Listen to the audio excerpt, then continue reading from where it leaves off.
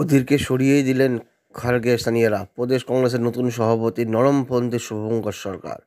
মল্লিকার্জুন খার্গে সভাপতি হওয়ার পর থেকে কংগ্রেসের প্রদেশ কমিটিগুলিতে সভাপতি পদের যে বদল হবে তা রাজনৈতিক মহলের অজানা ছিল না। বাংলার শেষ প্রদেশ কংগ্রেস সভাপতি পদে ছিলেন অধীর রঞ্জন চৌধুরী।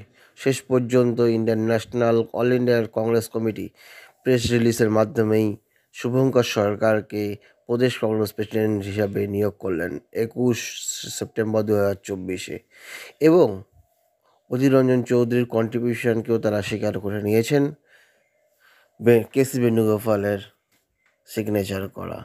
এই প্রেক্ষাপটে এখন প্রশ্ন এসে যায়, অধীর রঞ্জন চৌধুরী চরমপন্থীর জন্যই, চরমপন্থী বলতে তিনি তাদের শরিক তৃণমূল কংগ্রেসের বিরুদ্ধে প্রদেশে কথা বলতেন দেখেই খার্গে সোনিয়াদের কি পছন্দ ছিল না অধীরবাবু? এই প্রশ্ন ঘুরছে রাজনৈতিক মহলে। কারণ সদ্য লোকসভা নির্বাচনের সময় আমরা দেখেছি অধীর চৌধুরী এবং খার্গের মধ্যে প্রেস কনফারেন্সের মাধ্যমে বাক্য বিনিময়। সেই প্রেক্ষাপটেই কি অধীর চৌধুরী তার পদ হারালেন?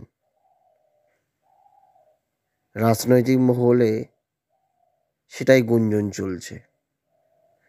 ভোটে হার এবং তার সঙ্গে সঙ্গে তিনি যেভাবে হুমকি দিয়েছিলেন, না পোষালে দল করতে হবে না খার্গে বাবুর, এই বক্তব্যের জন্যেই কি অধীর চৌধুরীর পথ খোয়া গেল? এখন দেখা যাক রাজনৈতিক চালচিত্র কোথায় গিয়ে দাঁড়ায়। ধন্যবাদ।